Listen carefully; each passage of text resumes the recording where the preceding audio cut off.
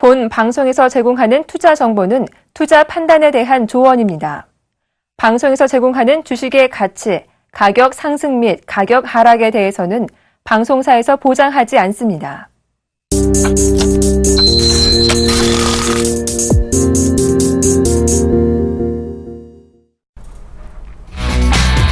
시장의 핫 이슈가 될 만한 종목, 핫 이슈가 되고 있는 종목 5가지 선정해 드리고요. 그 가운데 베스트 원, 탑픽 쪽까지 꼽아드리고 있는 증시 탑5 시간이 다시 돌아왔습니다. 오늘 시장은 역시 쉬어가는데요. 어제 급반등했던 코스닥도 700선을 개장 초에 잠깐 보여줬을 뿐 어제 종가에 거의 머물러 있는 그런 상황입니다.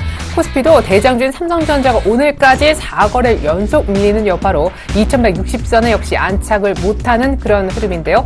여기에다가 원화 환율이 7년 2개월 만에 처음으로 800원대 진입하자 대표적인 피해주라 할 수 있는 일본과 수출 경합도가 높은 자동차주도 뒷걸음질 치는 안타까운 분위기가 연출이 되고 있습니다. 이런 가운데 가짜 백서 논란으로 연일 한뼈를 맞았던 내추럴엔도텍은 자사주 매입 결정 이후 외국인의 매수세가 오늘 들어오면서 반등해주고 있는데요. 장 초반 반등폭이 상한가 가격 제한폭까지 오르기도 했었습니다. 널뛰기 장을 역시 보여주고 있는 내추럴엔도텍까지 저희가 짚어드렸는데, 자, 시장이 가긴 갈 거라고 합니다. 근데 언제 갈지 그리고 내 종목이 가는 것이 중요할 텐데요. 역시 추세가 꺾이지 않는 장에서 어떤 종목을 매매하면 좋을까요? 오늘도 종목 5가지 공개해 드릴 거고 베스트 원 종목도 꼽아 드릴 겁니다. 전문가와 인사 나눌게요. 샘플러스 오현진 멘토 또 나와주셨습니다. 안녕하세요. 네, 안녕하세요. 오현진 멘토가 정말 실력이 있어야 오늘 사실 시청률이 올라갈 텐데 실력이 대단하시네요. 지난주에 얘기하셨던 베이직 하우스가 어제 상한가를 갔고 지금도 거의 10%의 급등을 하면서 일주일 만에 수익이 25%가 났습니다. 네. 예, 축하드릴게요. 네, 감사합니다. 근데 살짝 내추럴엔도텍발 급등락이 심할 때 말씀하셨던 손절가를 터치하긴 했어요. 네, 맞습니다. 예. 그래서 제가 리뷰를 좀 해드려야 될 것 같은데. 목표가는 넘어섰거든요. 네, 맞습니다. 그래서 베이직하우스 일단 좀 차트를 보시면 제가 말씀드렸던 다음 날 매수가가 온 동시에 손절가를 같이 또 터치하는 보기 드문 광경이 좀 나타났습니다. 4월 20일 문제의 날이었죠. 그렇죠. 예. 정말 문제의 날. 코스닥이 폭락하면서 사실상 코스닥에 있었던 거의 모든 종목이 이런 급등락이 모습을. 네, 예. 맞습니다. 그래서 심했었기 때문에 손절가를 살짝 이탈하면서 저점 이제 17,000원대, 17,600원까지 찍고 또 빠르게 반등하는 모습이 나타났습니다. 그래서 지금이야 뭐 매도하신 분들이야 접근하실 수 없겠지만 보유하고 계신 분들 기준으로 좀 말씀을 드리면 목표가인 22,000원 이미 넘어섰습니다. 그렇기 때문에 지금은 보유하고 있다면 목표가를 조금 한층 높일 필요는 있을 것 같아요. 그래서 보유하고 계신 분 기준으로 2차적인 목표가 27,000원까지 말씀을 드리도록 하고요. 현 수준에서 고점에 부딪혀 있기는 합니다. 그래서 지금 가격대에서 만약에 흔들린다면 차익 실현인데 이 부분을 내일 또 한 번 더 돌파를 하게 된다면 27,000원까지도 올라갈 수 있으니까 그 부분 생각을 해주시면 좋을 것 같고요. 보유하신 분 기준으로 익절가는 제가 전에 목표가로 드렸던 22,000원입니다. 22,000원 하향 이탈 전까지는 보유 관점, 이탈 2차 목표가는 27,000원까지 말씀드리도록 하겠습니다. 네, 우리 오현진 멘토의 가이드대로 따라서 매매하셔서 수익이 크게 나셨다면 다시 한번 축하의 말씀 드리겠습니다. 그러니까 오늘 급등하는데 전일자 상한가의 그 종가를 훼손하지 않는 범위 내에서 홀딩하시되 2차 목표가는 기왕지사 이렇게 된 거 27,000원까지 한번 더 노려보자 욕심내 주셨습니다. 자, 그렇다면 오늘 오현진 멘토가 선정해온 5개 신규 종목은 뭘까요? 종목부터 확인해 보겠습니다. 첫 번째 종목은 LG전자입니다. LG전자 6만 원이면 싸죠. 그런데 주가는 크게 못 오르고 있는 가운데 내일 삼성전자 실적과 함께 LG전자 실적도 나올 예정이고요. 삼성전자 갤럭시 S6가 있다면 LG전자는 G4, 새로운 전략 스마트폰 출시도 바로 내일 실적 발표와 동일하게 출시가 될 예정입니다. 모멘텀이 많죠? 두 번째 종목은 LG U+입니다. 최근 순환 매장에서 통신주가 한번 크게 매기를 받은 적이 있는데 오늘도 흐름이 괜찮네요. 그리고 LG U+의 경우에는 통신주, 전통적인 고배당주라는 매력 또한 있습니다. 세 번째 종목은 현대제철입니다. 이미 1분기 실적이 나왔습니다. 포스코와 비교해봤을 때 영업이익률이 훨씬 더 높아서 이미 철강 섹터의 사실상 탑픽은 현대제철이 아니냐 이런 분석까지 나오고 있는데요. 작년 말에 합병했던 계열사 현대하이스코어의 시너지 효과도 나고 있다는 평가입니다. 네 번째 종목은 과거 남자 주식으로 이름을 날렸던 OCI. 이 종목 얘기 안 한 지가 정말 오래인데요. 오늘 OCI 얘기가 조심스럽게 나올 것 같습니다. 추세는 아직까지 조금 하락 추세 때 머물러 있습니다. 마지막 종목은 파라다이스인데요. 이 시간을 통해서 이 선취매 관점에서 이런 카지노주 얘기가 나왔었던 기억이 나는데 오늘 또 한 번 파라다이스가 거론이 될 것 같습니다. 이상 5가지 종목 혹시나 공통점이 있을까요? 온진 멘토한테 일단 이 부분 먼저 질문을 드리고 한 종목씩 살펴봤으면 좋겠는데요. 네, 일단 오늘 좀 소외주 특집으로 좀 준비를 해봤어요. 소외주. 네, 왜냐면은 지금 상황에서 코스피나 코스닥이 지수상으로 크게 올라가기는 좀 부담이 있습니다. 그렇다면 결국은 기존의 종목들 간의 순환매가 계속해서 나타날 가능성이 높고 순환매라는 것 자체가 고가주의 차익 실현, 그다음에 저가주의 수급 유입이거든요. 그렇죠. 그래서 그동안 이제 시장에서 소외받았었던 저가주들의 이제 수급이 좀 유입될 것이다라는 기대감에 오늘 소외주 특집으로 말씀드리도록 하겠습니다. 예, 좋습니다.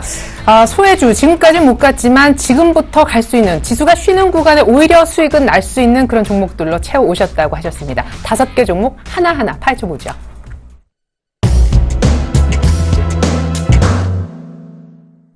소외주 특집입니다. 첫 번째 종목은요.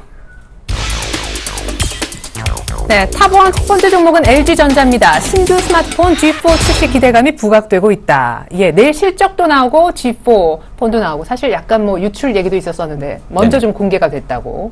네, 맞습니다. 예. 그래서 디자인에 대해서는 사실 조금 혹평을 하는 사람들도 있긴 있어요. 혹평? 네, 맞습니다. 예, 근데 이 LG전자 내에서는 좀 자신감을 많이 표출하고 있는데 네. 그거야 공개된 다음에 생각해볼 문제다. 내일 공개가 됩니다. 네. 그래서 내일 공개가 되면은 이제 한번 생각해볼 문제다라고 보고 있고, 오늘 제가 소외주 특집을 준비하면서 가장 먼저 생각나는 종목은 뭐 LG전자 단연 소외주다 말씀드릴 수 있을 것 아무도 같아요. 얘기를 안 하시더라고요. 맞습니다. 예. 이게 보유하고 계신 분들이라면 굉장히 어려운 시간을 많이 겪으셨을 만한 네. 종목이고 매수 타이밍을 잡기도 굉장히 어려운 종목이다라고 생각을 해주시면 되는데, 뭔가 G4가 이 분위기를 바꿀 만한 그런 스마트폰이 돼줄까요?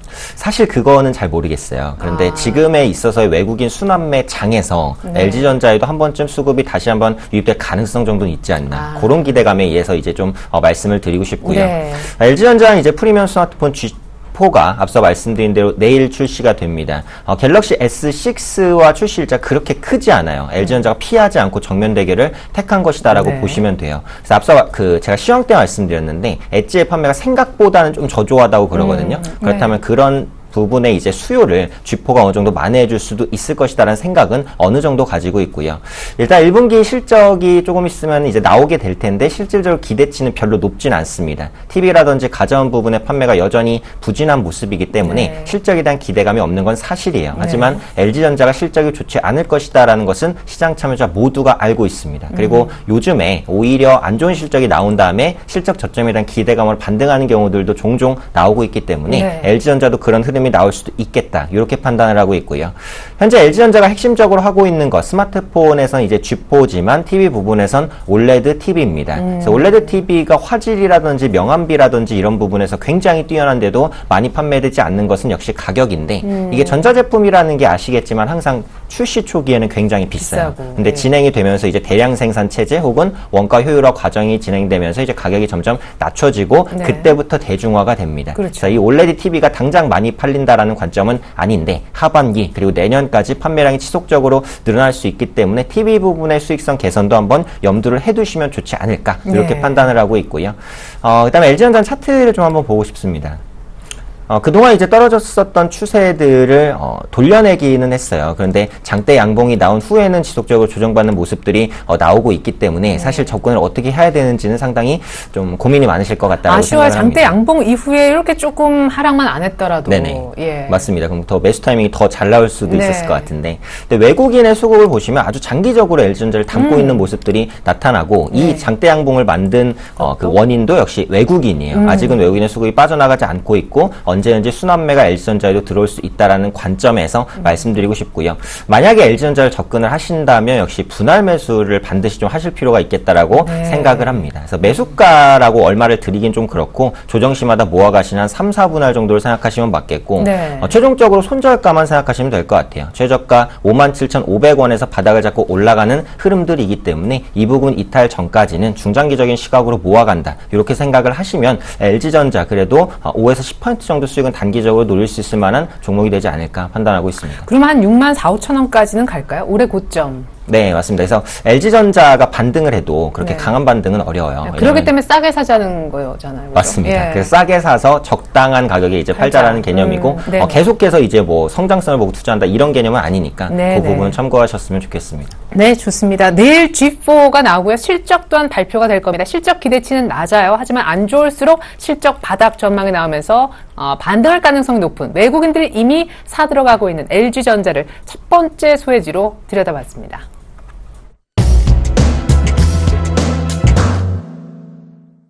탑2 두 번째 종목도 LG로 시작합니다. 소해주 특집의 LG그룹주가 또 있네요. LG U 플러스 완만한 ARPU 개선 기대. 그러니까 가입자당 평균 이익을 나타내는 ARPU가 늘어난다는 것은 결국 실적이 좋아질 거다. 그런 기대감인데 통신사 전반적으로 이번 1분기 실적에 대한 기대치가 어느 정도 있다면서요. 좋을 네, 거라고. 1분기 실적은 그렇게까지 좋지는 않을 않아요? 것 같아요. 왜냐면은 1월 달에 마케팅비가 과도하게 좀 집행이 됐습니다. 그래서 단통법 네. 이후에 초기에 가입자를 선정하려는 그런 움직임 때문에 네. 마케팅비가 생각보다는 좀 많이 집행이 됐다라고 보시면 되는데 요즘에 통신사 간 이렇게 완전한 가격 경쟁을 제재하려는 움직임들이 나타나고 있어요. 네. 특히 SK텔레콤이 선도적으로 나서서 우리 가격 경쟁보다 품질이나 서비스 경쟁을 하자라는 쪽으로 KT나 LG U+를 유도하고 있는 흐름이고 네. 어차피 통신사 입장에서 통신비만 쓰는 이런 어떻게 보면 과열되는 경쟁은 좋은 상황은 아닙니다. 네. 그렇기 때문에 이런 부분들 탈피하려는 움직임들 나타나고 있기 때문에 저는 어쨌든 통신 3사에 대해서는 모두 긍정적인 관점을 가지고 있고요. 그래서 가입자 유지율은 지금 LG U+가 가장 견조하다고 보시면 돼요. 유지율. 네, SK텔레콤이 가장 가입자를 조금 뺏기고 있는 그런 상황이고 워낙 많았으니까. 네, 맞습니다. 예. 그래서 KT가 견조한 수준, LG U+가 완만하게 상승하고 있는 수준이다. 그리고 가장 중요한 게 앞서 말씀해 주셨듯이 ARPU, 가입자당 평균 매출이다라고 네. 생각을 해주시면 되는데 요즘에 야구 시즌이기도 하고 지하철이나 아니면 태블릿 PC로도 실시간 동영상을 시청하시는 분들이 굉장히 많습니다. 그렇다면 데이터의 사용량은 앞으로 지속적으로 증가할 가능성이 높고 무제한 요금제 가입자도 좀 더 증가할 가능성이 높다. 그래서 네. 이런 관점에선 실적 개선의 가시성이 좀 높지 않나 이렇게 판단을 하고 있고요. 현재 국민연금에서 이제 배당 투자 위탁사를 선정을 했는데 네. 그 위탁사가 배당주를 앞으로 담게 되겠죠. 그렇죠. 통신주 하면 배당주 중에 빼놓을 수 없는 섹터군 중에 하나이기 때문에 네. 그런 수급들이 LG U+에도 유입될 가능성이 있다. 이렇게 판단을 하고 있습니다. 그래서 네. 통신주는 사실 지지난주 정도까지 많이 소외가 되었다가 최근에 올라오고 있는 흐름들이에요. 맞아요. 앞서 예. 말씀드렸던 그런 순환매 장세에서 통신주의 수급의 매기가 한 번 더 유입될 수 있기 때문에 현재 시점에서는 기대감을 좀 가져봐도 좋지 않을까 판단하고 다들 있습니다. 통신주 그러니까 순환배 차원에서 반등을 보고 들어간다라고 했을 때 통신사 3사밖에 없잖아요. 근데 네네. 다들 LG U+를 꼽더라고요. SKT는 많이 올랐다고 치지만 KT보다 LG U+가 더 매력적으로 느껴진 이유는 뭔죠? 결국은 LTE 부분의 경쟁력일 것 같아요. 그러니까 그동안 LG U+가 KT나 SK텔레콤보다 많이 주목을 받았었던 부분, 네. LTE를 선정하면서 LTE는 LG U+다라는 인식을 많이 준 것도 사실입니다. 네. 그렇기 때문에 SK텔레콤의 그런 명품 LTE 전략에 크게 이제 휘둘리지 않고 자체적인 성장률을 보여주고 있고 앞서도 말씀드렸듯이 가입자를 지키는 것 그리고 가입자를 조금씩이나마 늘리는 입장에 있어서 현재는 LG U+가 가장 좋은 경쟁력을 가지고 있으니까 그 부분에 있어서 투자 포인트를 맞춰보시면 좋을 것 같고요. 그렇다고 KT나 SK텔레콤이 나쁘다는 얘기 아닙니다. 네, 상대적으로 조금 더. 네, 그 그러면 중에서- 이거도 역시 한 10% 정도. 네, 맞습니다. 그래서 오늘 말씀드린 종목이 다 그럴 것 같아요. 아, 높은 예. 수익을 노린다는 관점이 아니라 순환매 알겠습니다. 차원에서 수급에 의해서 한 10% 정도, 그 정도 이제 노리시면 좋을 것 같습니다. 네, LG U+ 얘기도 들어봤습니다. 일단 가입자를 지키고 있는 LG U+, 곧 있으면 실적이 나오게 될 텐데요. 과연 LG U+도 단기적으로 반등을 할 수 있다 이렇게 보고 계십니다. 차트적으로 하락 추세를 이제 막 돌려내려는 LG U+를 저희가 두 번째 소외지로 들여다봤습니다.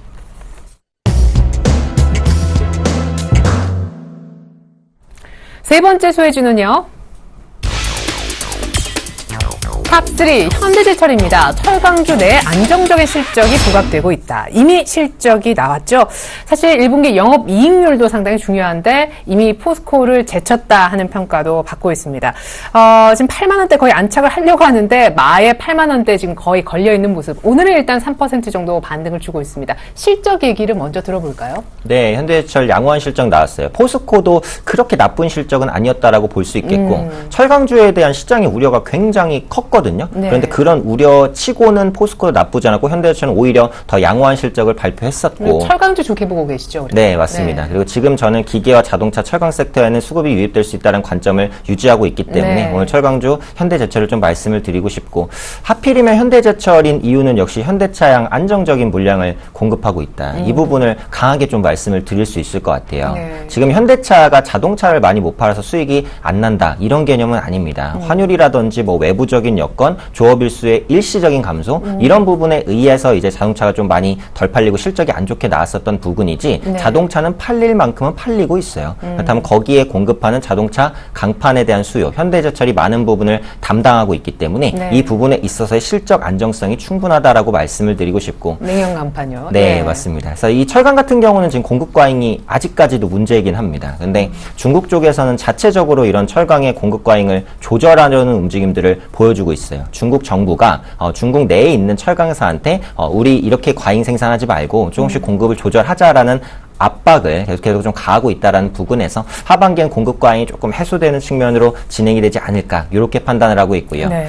철강은 전방 산업이 회복되면 무조건 갑니다. 전방 산업이라 하면 자동차, 건설, 조선을 들 수 있는데 자동차는 앞서 말씀드렸듯이 나쁘진 않고요. 네. 조선이나 건설 같은 경우 향후 위축보다는 회복 쪽으로 갈 가능성이 높다. 그렇다면 공급도 조금 완만하게 감소하면서 수요는 증가하는 흐름이 나타나지 않을까라는 기대감 좀 말씀을 드리고 싶고요.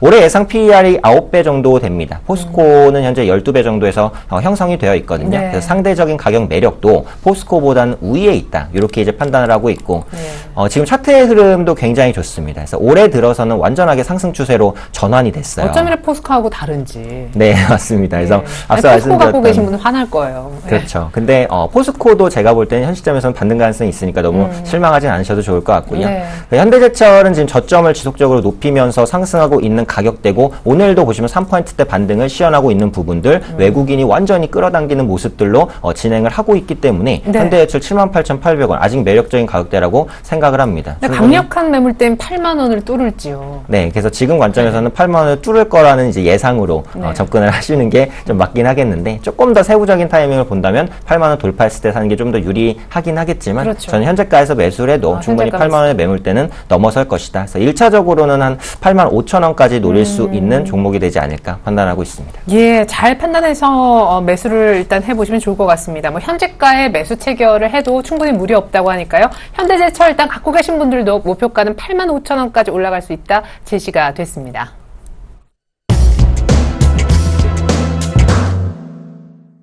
네 번째 소외주입니다. 네, 소외주에도 볕들 수 있다. 오늘 이런 관점으로 소외주 특집 살펴보고 있는데요. 탑4 종목은 OCI입니다. 폴리실리콘 수요가 점진적으로 늘어날 거다. 근데 저는 점진적이 참 걸리네요. 그렇죠. 이게 좀 약간 자신 없을 때 하는 말이기도 합니다. 이 점진적이라는 네. 말이. 당분간 이제 폴리실리콘 가격이 크게 오르거나 하기는 어려워요. 여전히 공급 과잉 상태에 지금 진행되고 있다고 보시면 네. 되고 지금 폴리실리콘 가격이 킬로그램당 16달러에서 17달러 정도에서 형성이 되고 있는데 역사적으로 봐도 거의 이제 저점 구간이다라고 보시면 되고 실질적으로 평균적으로 이제 폴리실리콘 업체들이 수익을 볼 수 있는 가격대가 킬로그램당 20달러 선이에요. 네. 그러니까 지금은 생산해봤자 뭐 손해만 계속 나는 구간이다라고 보시면 될 것 같은데 네. 그럼에도 불구하고 OCI는 폴리실리콘의 업계 거의 최상위권에서 움직이고 있는 종목이기 때문에 네. 치킨 게임이 아직까지 진행이 된다고 하더라도 결국은 살아남을 수 있을 것이다라는 관점이고 태양광 수요 측면에서는 어떻습니까? 그래서 수요가 올해부터 이제 개선이 될 것 같은 게 어차피 태양광도 중국입니다. 네. 중국이 설치량을 증가하면 태양광 살아나고 그렇지 않으면 살아나기 어렵다라고 보시는 게 맞는데 네, 네. 일단 오늘 이번 주 그러니까 올해 기대하는 건 중국의 설치량인데 작년 같은 경우 경기 침체로 인해서 중국이 목표했던 설치량을 채우지 못했어요. 그래서 올해는 그런 기저효과가 나타나면서 약 17.8GW까지 설치량이 늘어날 것이다라고 판단을 하고 있고요. 네. 이렇다면 수요가 늘어나는 거니까 역시 공급 측면에서의 가격도 반등을 타진하지 않을까 이렇게 이제 판단을 하고 있고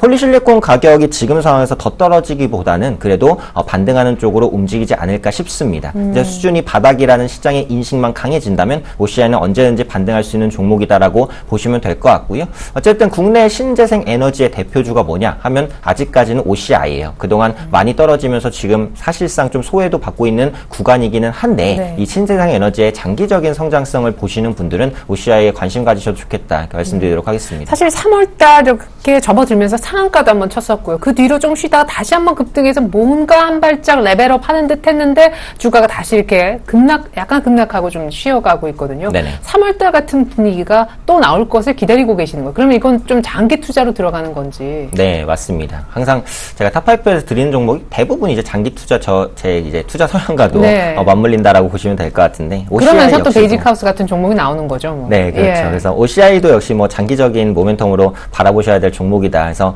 말씀해 주시는 겁니다. 그래서 3월 초처럼 이제 반등이 한 번 정도 다시 형성이 되기를 기다리는 거고요. 그렇게 네. 반등이 형성된다면 그때는 매도하시는 게 맞아요. OCI가 당장에 이제 급등하면서 계속해서 갈 종목보다는 단기적으로 수급이 유입됐다가 빠져나가는 모습이 반복될 가능성이 높으니까 네. 수급이 한번 유입됐을 때는 적당히 차익 실현하고 나온다. 그리고 조정 시 다시 본다. 이런 트레이딩 식의 접근이 유리한 종목이라고 말씀드리도록 하겠습니다. 선생님 하시면 잘하실 것 같아요.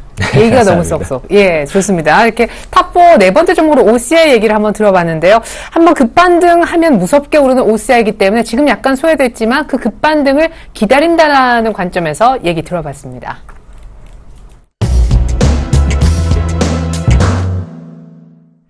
탑5 오늘 소외주 특집 마지막 주자입니다.